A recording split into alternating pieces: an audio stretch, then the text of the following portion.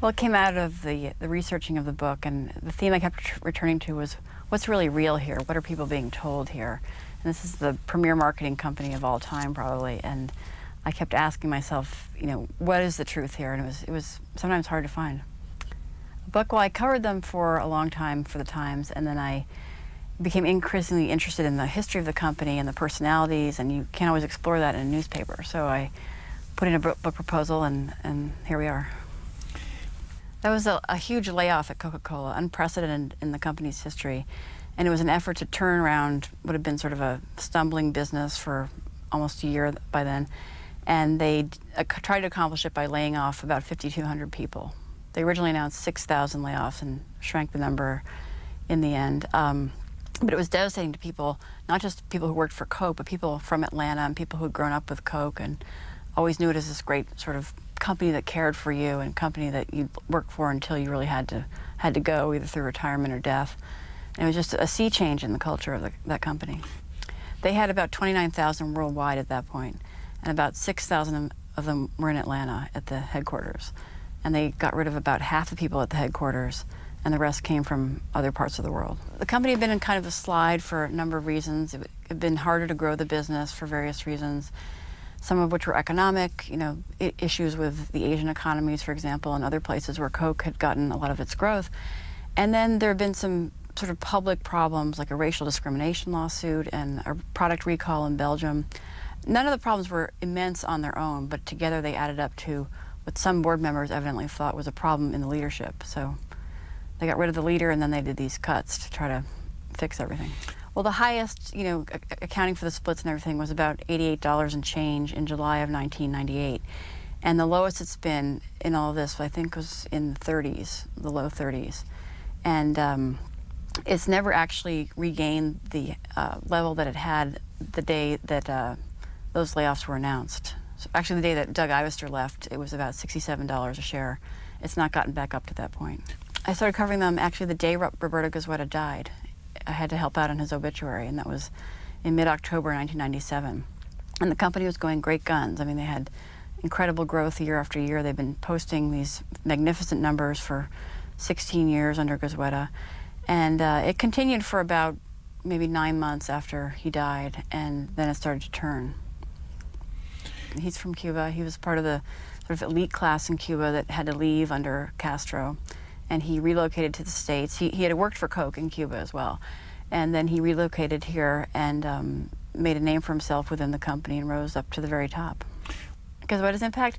Well, he transformed the company from a company that simply made a product to a company that was also a great financial performer on Wall Street.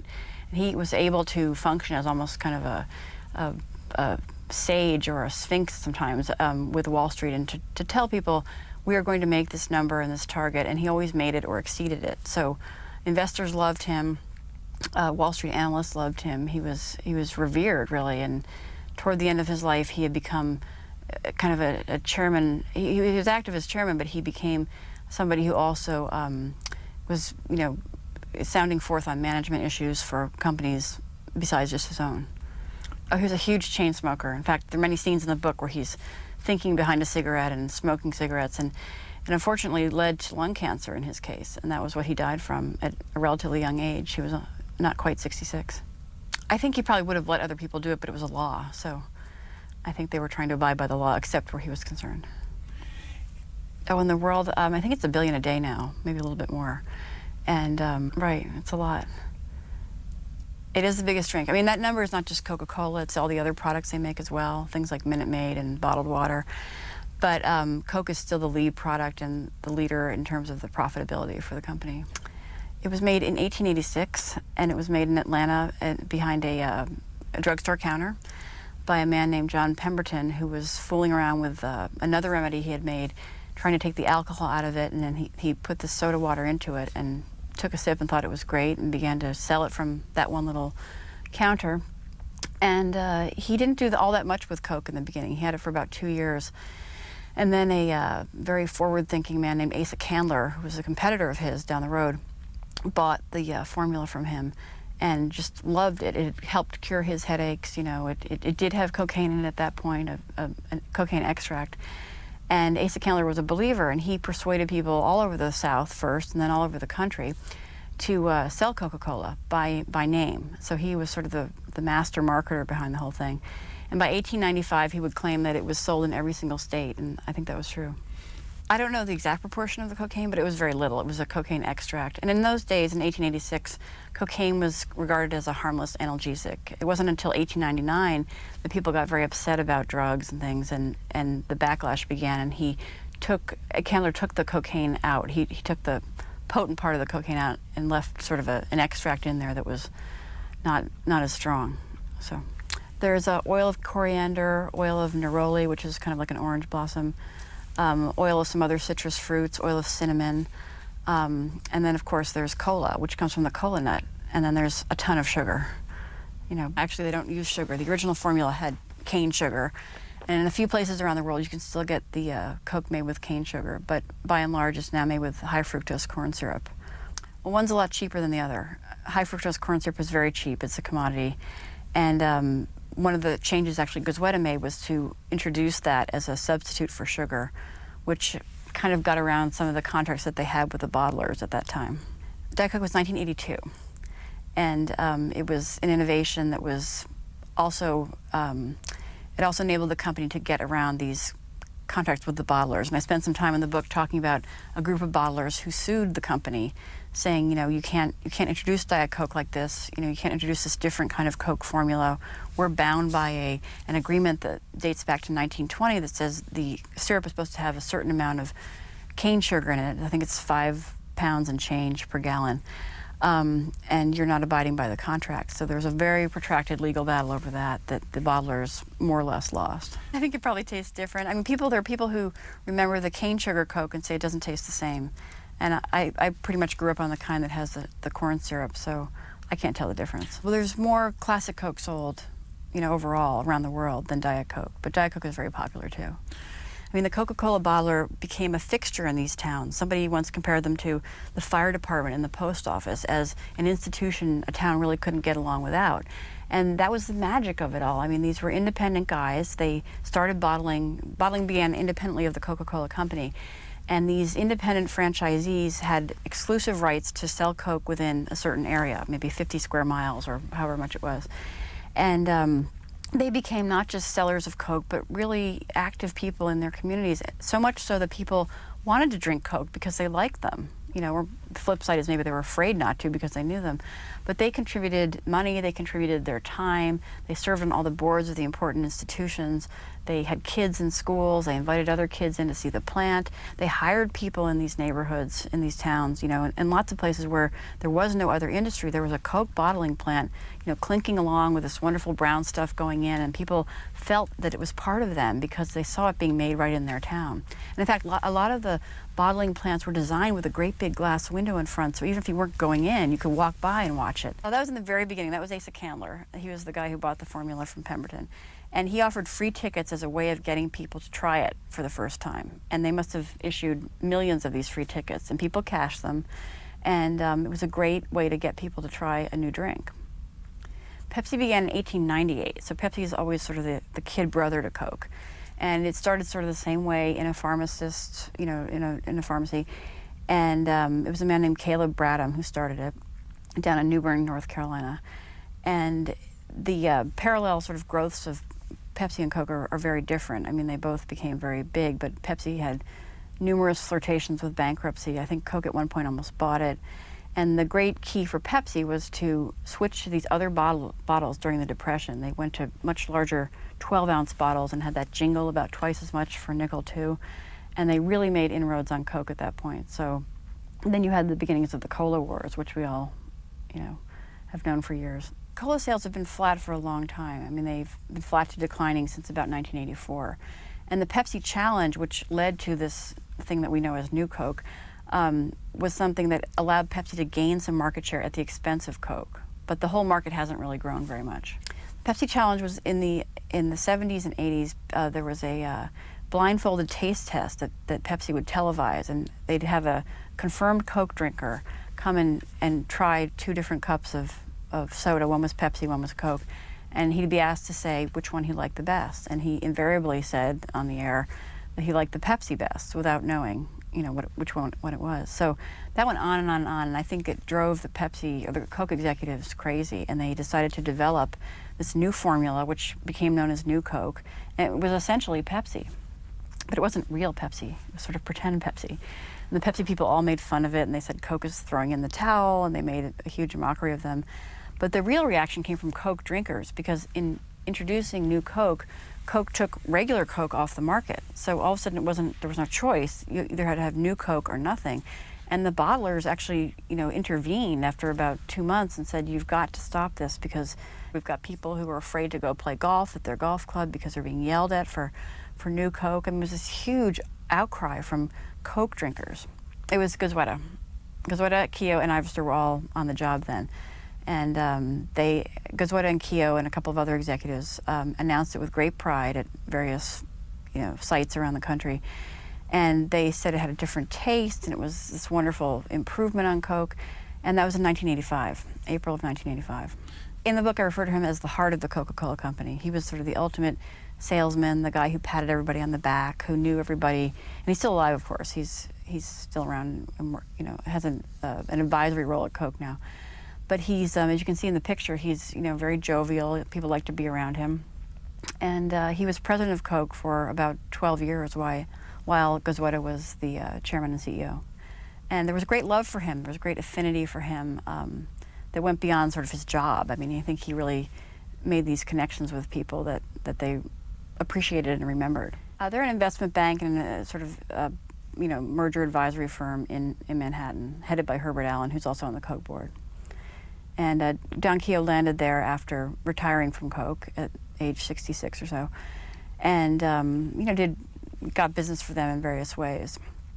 And in the book, I talk about how Keough watched with sort of increasing alarm while during his absence things changed at Coke. And I think he was very, very passionate about the brand and about the business and the company and all the people there, and began to voice his displeasure, with various people, probably including Herbert Allen.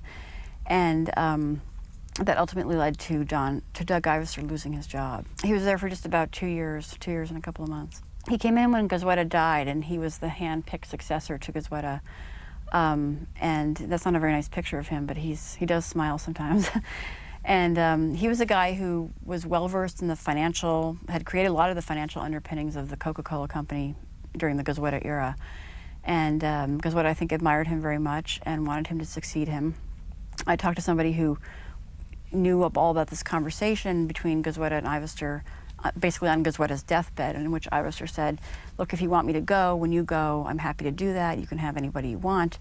And Goizueta said, no, you're the one that I want. And I do believe that conversation. So after the trouble started, there were a lot of stories about how Goizueta really hadn't wanted him and that kind of thing, but I found no evidence of that in my research. If you live in Atlanta, for example, or any place where Coke is very big and important, there were ways that I think they feared they might be hurt, that their wives might be working for something and be shut out of some event, or they themselves might feel uncomfortable on the golf course, or there were ways. I mean, Atlanta is still in many ways a very small town, and it's in many ways still dominated by Coca-Cola.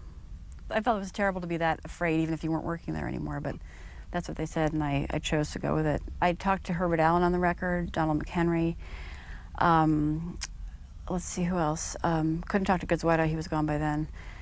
A couple of things I did get him to say on the record. So, well, he's still a professor at Georgetown at the School of Foreign Relations, and a very thoughtful man. He was a diplomat in the Carter administration. Right. He's the principal investor at one point in Coke. I mean, he still is. He's got about 200 million shares, which is a lot of money, through Berkshire Hathaway, and he becomes disgruntled with Ivester too in this book, and he and Allen fly to Chicago to basically fire Ivester in an airplane hangar on December 1st, 1999. He's an Atlantan. He's a former chairman of the SunTrust Bank and longtime Coca-Cola board member. There's always been women in one form or another, like a bottler's wife or something. But Kathleen Black was the first in sort of the modern era, and she came along in 1991. She and Susan King came along about the same time and were put on the board by Goizueta. But there hadn't been any women for a while before that. When Goizueta took over, the board apparently was filled with cronies of Robert Woodruff, who was sort of the patriarch of Coke for about 60 years. He built it up from a, sort of stumbling, doddering kind of company in the 1920s, and took it abroad, did this deal with Eisenhower to provide Coke to the GIs during World War II, created a huge generation of Coke loyalists that way, and really is responsible for great success within the company. They sold to them. They had to pay for it. It was a nickel, but they promised that they would have it. They, like in every theater of war, they said we will make sure that you can get your Coke. And I heard a great story from a friend of mine named Tom Evans recently, who went fishing in Havana Harbor in the New Hebrides, which is in the South Pacific. And during the war, a lot of American soldiers were stationed there, and they were given 5 Cokes a day. And they apparently threw their bottles into the water. So if you go down there now, the sand has this greenish tinge from all the Coke bottle glass that's come to be part of the environment. Well, the Coca is obviously cocaine, and the cola is from the cola nut. And it was a name that Pemberton thought of, I think, on the spot, and his assistant wrote it out in his flowing cursive, and it looks pretty much the same, apparently, as what he wrote on that first day. It's not, but it's so interesting because the Pemberton from the Civil War is the Confederate general who basically lost the siege at Vicksburg to the Yankees. And Vicksburg becomes the site of the very first Coke bottling operation, a kind of unofficial bottling by a guy who had a candy company, a guy named Biedenharn. And he just thought it'd be a good idea to put Coke in bottles. He sent a bunch to Asa Candler. Candler said fine. But that was in about 1892, and it wasn't until several years later that the real bottling of Coca-Cola began. That was in 1899. Oh gosh, it's about, I never get this right, it's about $16 billion, $17 billion a year. Well, I always wished I'd gone to more. I mean, as a reporter and a writer, you always think you can do a little more if you just add one more trip. But I went to Rome, Georgia, which has the highest per capita consumption of Coke anywhere in the world. It's something like 900 Cokes a year for every man, woman, and child, which works out to be about 3 a day. They love it. And there was a bottler there for years, a family bottler for 3 generations. And the guy who sold it recently is named Frank Barron. And Frank Barron is referred to as Marcus Aurelius when he walks around Rome, Georgia. I mean, he's that important a guy. And he, like your friend, is a huge contributor to everything that's important in that town, from the private schools to the public baseball field. He's done it all, and they're wonderfully respected and admired people in that town. But he actually sold his company in 1986 to what became Coca-Cola Enterprises. And he decided to get out of the business for various reasons. It had to do with not being able to grow the way he wanted to, and some changes that were taking place in the economic landscape at large, like the growth of Walmart, like the growth of sort of large supermarket chains that were no longer regional or local, but national in scope. Because what happened was all these little bottlers had different arrangements for either delivery or pricing or whatever, and these big sellers of Coke, like Walmart, wanted to make a single deal and have it all acted upon the same way. And you couldn't always get, if you were the Coca-Cola company, you couldn't always get the bottlers to go along with that every single time. So, hence the formation of this mega bottler. I'm not sure, but it was a popular color. Oh, that's easy. That was commissioned by Asa Candler in about 1915. He wanted a uniform bottle because they've been using all kinds of bottles up until that point, and depending on where you were as a bottler, you used what was at hand. So there might be straight-sided bottles, blue bottles, white bottles, amber bottles. There was nothing sort of uniform about it, and he wanted to have a single representative bottle for Coca-Cola. So he commissioned this bottle design from the Root Glass Company in Indiana, and the designer went to the library and looked up cola nut, and it wasn't in the encyclopedia. So the librarian apparently pointed him toward the cocoa bean. So those ribs that you see on the bottle are actually evoking a cocoa bean, and that silhouette is meant to evoke either a hoop skirt or a hobble skirt, which is sort of a popular style, in the period when Coca-Cola came to be. That was Doug Ivester. That was an innovation that he came up with that sold a lot more Coke for the company, and also was seen as a way for the bottlers to make more money too by selling a larger package. A lot of planning. I think they began planning for it shortly after Goizueta became chairman, and there may have even been some rumblings about it before. But again, it's coming out of this worry about the Pepsi challenge. They feel like they need to change the formula and make it more competitive with Pepsi. So they make this thing that is flatter than Coke in terms of the bubbles. It's sweeter than Coke in terms of the flavor, And it's a lot like Pepsi, except when the Pepsi people open it up and try it for the first time, they all burst out laughing because it's not as good as Pepsi in their opinion, and so they feel that they've won the cola wars. And they're merciless in their needling of Coke. They take out these big ads and they go around and talk on TV about how Coke has finally given up, and it was humiliating for Coke. And later, I think somebody at Coke tried to say that, well, it was all a plan and we just wanted to revive interest in Coke, and, we succeeded in that. But there's a famous quote from Don Keough where he says, we're not that smart, we're not that dumb. I think it was one of those things that was a plan hatched in sort of a corporate ivory tower. Didn't work. They brought back the regular Coke. They kept both on the market for a long time, and New Coke just very slowly died on the vine. It was in April, like mid-April of 1985. And it was supposed to go overseas as well, but they never got that far because the hue and cry in this country was so enormous. And it was the bottlers, who were these independent guys, kind of selling the Coke to you and me, who reported back to Coke that, this really isn't working, and it's just a terrible thing for our business and for our lives, and you've got to do something. So after 77 days, old Coke comes back. Goizueta more or less admits he'd made a mistake, and he says, you people who drink New Coke, you're drinking the best Coke we've ever made, but for all of you other people, we just want to say we've heard you, and now you're going to have, a choice. And that whole issue of not having a choice, to me, is so revealing of the way that they were thinking, that they could arbitrarily change the flavor of Coke and nobody would worry about it. People would just kind of go along and buy it. I mean, there was so much emotion and nostalgia and love really invested in Coke as it was, that I think to take it away, it's like taking away a baby's bottle. I mean, people just burst into tears and wrote angry letters, and there's some great letters that I quote from that story where people write, Dear Chief Dodo, whose idea was this? And they were pretty hard on the company. Well, I think they first tried to kind of bat it away and say, oh, we've only had 40,000 calls, it's not that bad. But after like the 400,000th call, they realized that it was bad. And then these bottlers, who, we can't underestimate the role of the bottlers in this, they go marching down to Atlanta and they say, you're killing us. You're killing the brand, you've got to listen to us. And the Coca-Cola company did listen to them, and it was the right move because, they brought back regular Coke and everybody was happy again. He was there then, yeah. I'm not sure how much of a role he had in developing and marketing New Coke. Don Keough was there. I think he did. I think they were all on board when they announced it. They never really need more money, but they'd like more money. It's just business. If money's there, they want to go after it. And that's what's at the root of their issues with the bottlers, because the bottlers start off independently. Everyone at Coke in 1898 thinks the bottling is going to be a total disaster, and it turns out to be a great success. The bottling, putting Coke in bottles, changed the whole definition of Coke, because what I didn't know actually when I first started researching the book was that until 1899 really, you couldn't get a Coke except at a soda fountain. You had to go in there, and it was a big public place, and people got dressed up, and then you had to live in a place that had a soda fountain, which wasn't everywhere. And the idea of putting it into bottles meant that a farmer could come and get it and go back to work, or you could have it in a baseball stadium, or you could have it, in the car with you. You could take it home, and you could have it when you wanted to have it, not just, during the hours that a soda fountain was open. And to me, the bottlers really democratized Coke in a way that made the company unbelievably strong.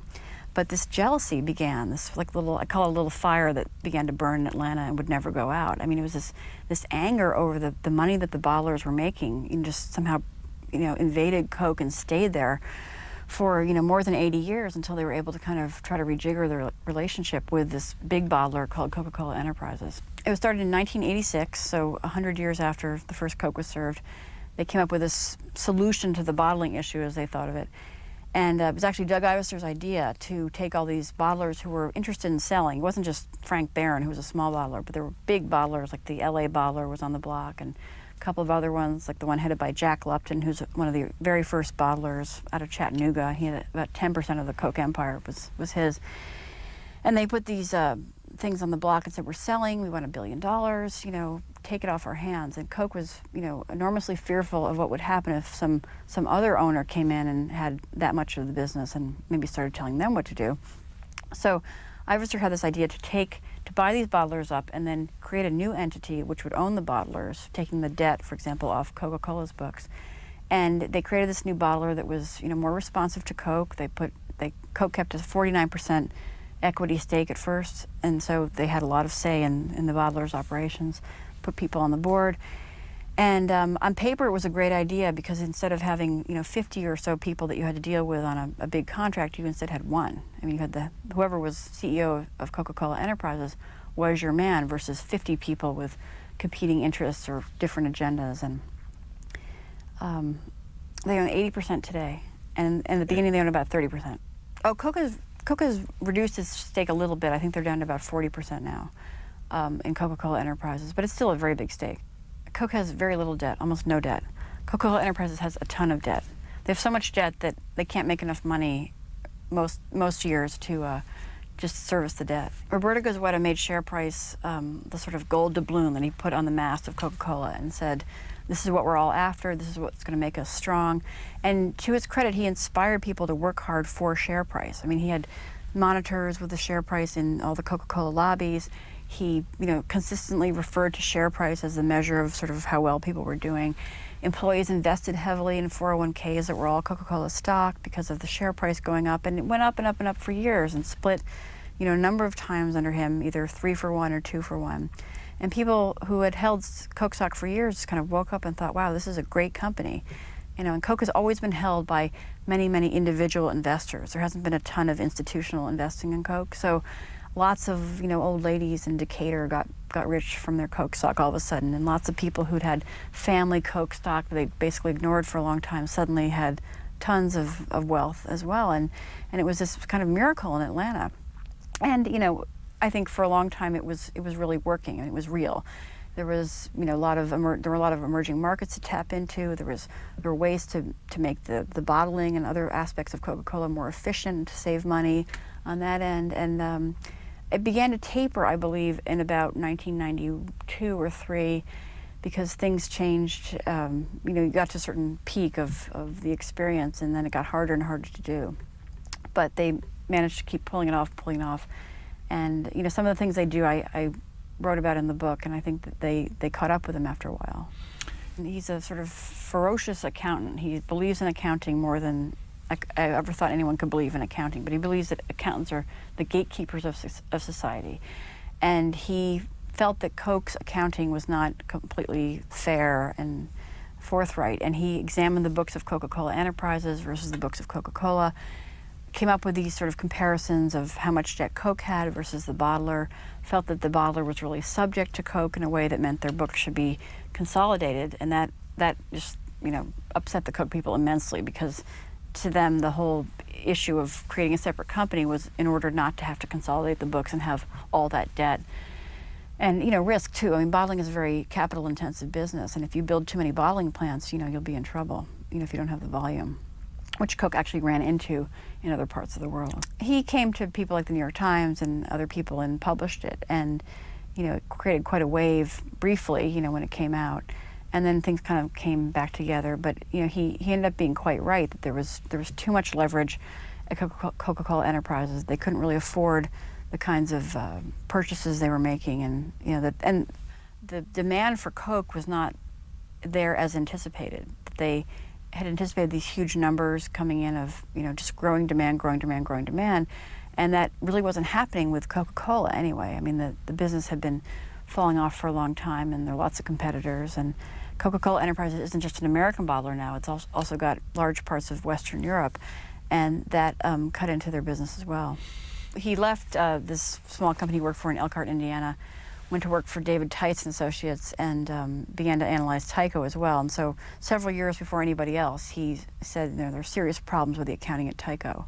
And he was again shouted down, and the Tyco people got very mad at him, but as you see, he was kind of right. The recall of Coca-Cola products, the biggest recall they'd ever had in Belgium, and it's still somewhat mysterious as to what actually happened there. Were people really sickened by Coke, or did they really just think they were sickened? Its marketing flipped on its head. I mean, in marketing a product like Coke, you tell people that they want it and why they have to want it and why it's important to them. And this was the sort of marketing turned inside out, where people are saying, I don't want Coke, it's making me sick, I think I'm sick, therefore I am sick. I mean, it was just a sort of play in reverse. That was in 1999. 1999 was a pretty rough year for the Coca-Cola company. The panic spread everywhere. The panic got to Singapore and Poland and all these places far beyond where the actual crisis was. And the crisis was really confined to Belgium, to a couple of hundred school children who reported feeling ill after Coca-Cola and Fanta, and they, eventually found that there was some sort of yucky stuff on some of the cans in one vending machine, and then that some of the Coke and bottles had been prepared with some sort of bad-smelling sulfur dioxide that they used to make the bubbles. And that was, it was unfortunate. It got sort of blown up by the sort of, global media, reaction. And I think it probably got bigger than it actually deserved to be in some ways.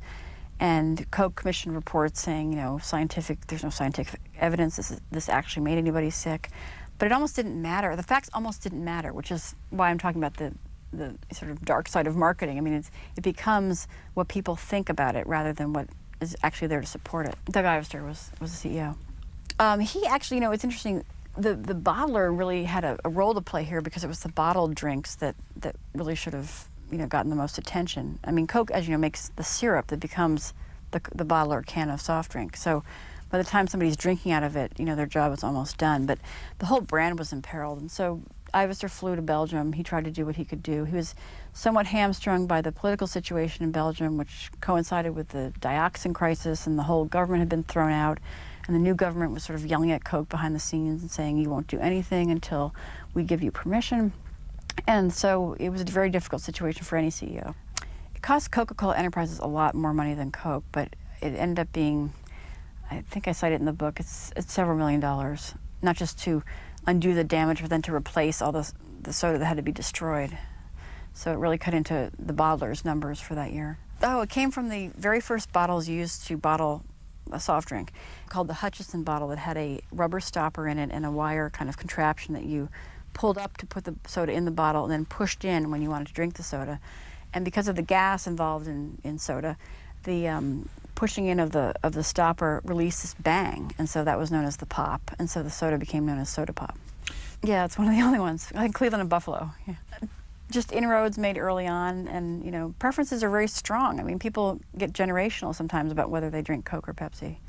It was a law that had been challenged by the FTC and challenged again and again in court, and it became introduced as a piece of legislation by a group of people, with Coke and Pepsi's approval. Because what it did, the proposal was to undo these exclusive franchises that we've been talking about that allowed the bottlers to have, their own sort of special territory and nobody could sell, across lines. And there were people at the FTC who felt that was, unfair restriction of trade and a monopoly and so forth. So officially it's called the Interbrand Competition Act, and basically it was saying, is there real competition if you have these exclusive territories? And ultimately, the finding was that you do have competition as long as you have other brands. So you could have a very, very powerful Coke bottler, and as long as you had some sort of Pepsi bottler, Canada Dry bottler, Dr. Pepper, you'd have competition, therefore it would be all right. But the bottlers and Coke, I think, became very fearful that the law actually might get changed. And if it had, then all the value of these franchises would have gone out the window. And so Coke lobbied hard, as did Pepsi and some other companies, to preserve the law and introduced a piece of legislation that had wonderful, strong grassroots support, because at the time you had all these little bottlers who wrote to their legislators in Congress and said, you've got to help us, this is our livelihood. And it was passed sort of over the objections of Jimmy Carter, who was then the president. And he sort of somewhat reluctantly signed it into law after a few changes to the wording. But what it did was preserve that system.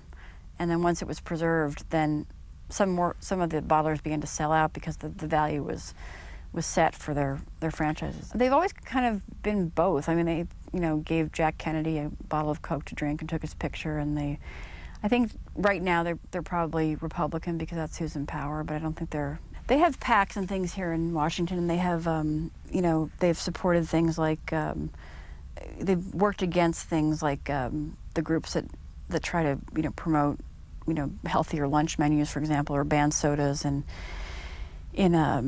cafeterias. I think Patrick Leahy has run afoul of them a couple of times. They do, yes. You still can't, if you are a Coke bottler, you don't have to worry about competition from another Coke bottler coming in and selling in your area. Well, it has to do with display, and Coke and Pepsi and all the companies are always battling for display, and it's not just about soda, it's about every packaged food that's sold in the store. But in Coke's case, it got very aggressive, and Pepsi quickly followed suit. in convenience stores, and they wanted to have, you know, the best aisles and the best displays, and, you know, the center, you know, doors on the cooler section. And that was all because they wanted to promote Coke at the expense of other beverages, which is fine, it's illegal, but some of the competitors began to complain, and there was a big suit filed by a group of Royal Crown distributors, and Royal Crown is always kind of the third, you know, runner-up to Coke and Pepsi in the cola wars. But there's a market for it, and I visit, you know, with some bottlers or some distributors in Texas and Louisiana and Arkansas who ran into this, and they suddenly weren't able to sell. They weren't not only not able to display, but they weren't able to even put up signs or, you know, have a refrigerator case or anything, because Coke signed these very aggressive, they're called calendar marketing agreements, but they are, you know, the terms under which their product will be sold in a particular store or chain of stores. And as far as I know, it's still going on. There was an appeal of the case in Texas, and the appeal upheld the original verdict, which was that, you know, Coke shouldn't do this. It was Coke and Coca-Cola Enterprises, and but I don't think anything's really changed. They own stakes in many large bottlers all over the world, because Coke Enterprises was the prototype for what they call an anchor bottler, and then it was duplicated in Australia and, you know, Western Europe, or sort of Western and Middle Europe. There's an anchor bottler now in Japan that's quite small, but they have hopes for it. There are 11 of them altogether all over the world. They own the Minute Maid brand, orange juice. They own Dasani water, Barker Bear Right, and it's kind of died on the vine, actually. It's going away. They bought Odwalla and Fresh Samantha. They own that juice company now. They had they competed for Quaker Oats because Quaker had Gatorade, which is the top-selling sports drink, and Pepsi prevailed in that one. And no, Coke doesn't own any food companies or anything like that. Pepsi owns Quaker, Pepsi owns Frito-Lay, and that's the whole, you know, snack food division, which accounts for most of their earnings actually at this point. And then they own their Pepsi products. I work for the New York Times, and I cover business stories, and my beat is retail. But over the last, you know, few weeks, I've been covering the Martha Stewart trial, because that falls under retail because of Kmart. I was born in New York City. I lived overseas for a while and went to college in Boston, in Hong Kong. My dad's job, he worked for Exxon. And we came back to the States. I went to Harvard and worked for the Crimson in a sort of, you know, occasional way. But I always knew I wanted to be a journalist. And so when I got out, I applied to a whole lot of newspapers all around the country. And I got my first job at the News and Observer in Raleigh, North Carolina, which is, of course, Pepsi country. But that was a great first job. I worked for people who, you know, believed that anybody could do these stories. And we write 2 and 3 stories a day sometimes. And it was a great, exciting time for 17 years. Well, John is my husband, who was completely integral to both starting the book and finishing the book.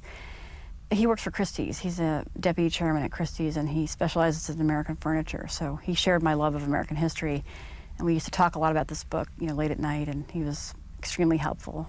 The book, about 3 years, and then the other part of the dedication is for the brave. And I was thinking about the last lines of the national anthem. You know, the land of the free. We're all free, but we have to make a choice to be brave. And I think that book talks a lot about people who have to do the right thing and come forward and challenge something, even something as big as Coke that most of them were afraid of, but they took it on. These bottlers who had Royal Crown in Texas, who felt they were being shut out of the market unfairly, they sued and they won, and that was a victory for them. And Albert Meyer, who questioned the accounting of Coke and was, you know, sort of yelled at for that. And, you know, there have been people throughout Coke's history who've questioned the direction of the company and wanted to know, is this the best strategy for us? And the one thing I keep returning to in looking at the personalities of Coke is that everybody is very passionate about it. It invites this emotion that I think most consumer packaged goods don't. And I've yet to uncover the mystery and the answer to why that is. I don't think so. I think his agenda morphed over time as well, and he wanted to do different things with them that, you know, required different things of them. So he received many contributions, oh yeah, but I don't think he was necessarily in their pocket. He received money. I mean, he led a boycott of Coke in 1981 that was very embarrassing for the company, and forced him to make some changes in terms of who was distributing Coke or bottling Coke. And he later on got involved with something called the Wall Street Project, and Coke was a big backer of that. And It was an effort to get more minority involvement in things like underwriting and, the sort of banking functions.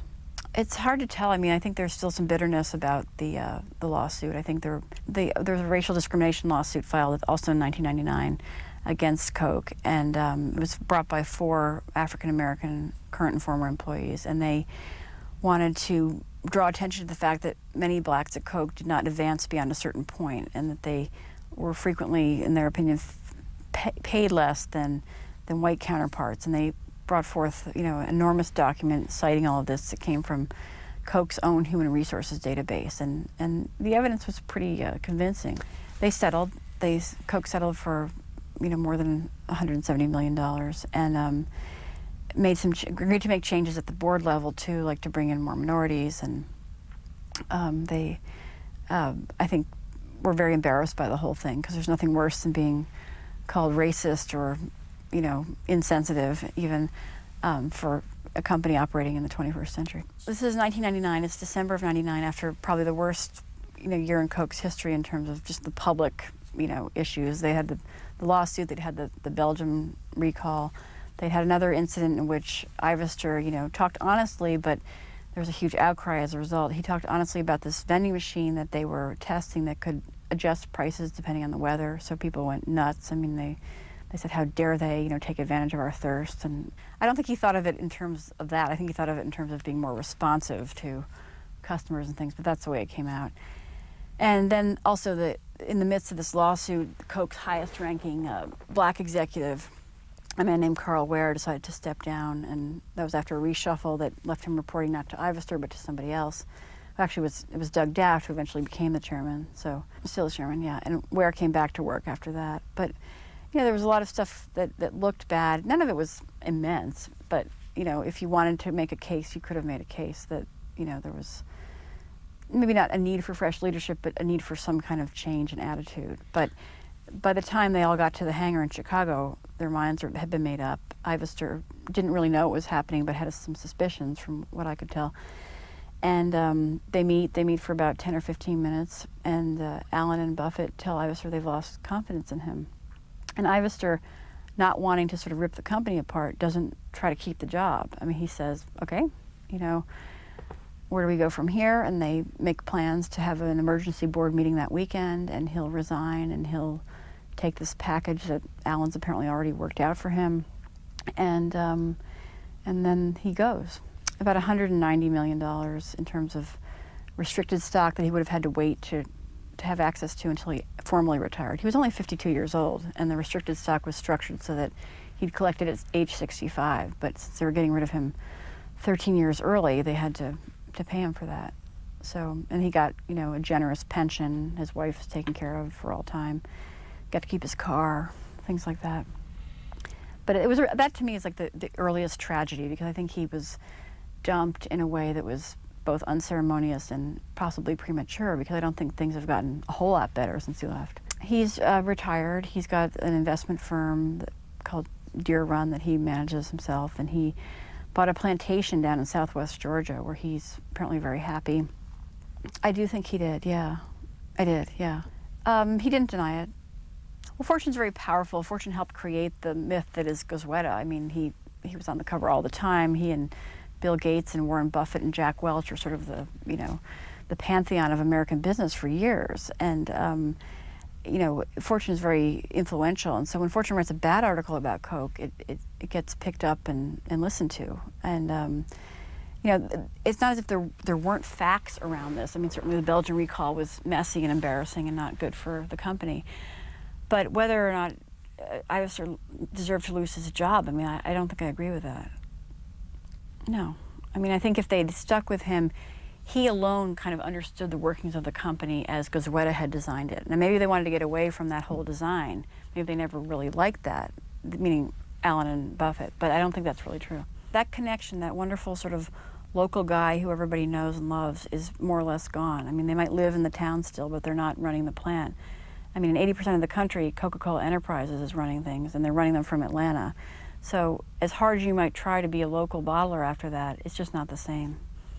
Well, personally, I think that they overlooked what they were losing in this great sort of streamlining and restructuring of the bottling. But I also think this is a totally American story about whether it's better to be on your own, to have all this power and glory for yourself, or to work as part of a team. And I do think that the company and the bottlers had this magnificent, although fractious relationship that was a system almost of checks and balances that made Coke a better brand and the whole company stronger than it is right now. Thank you.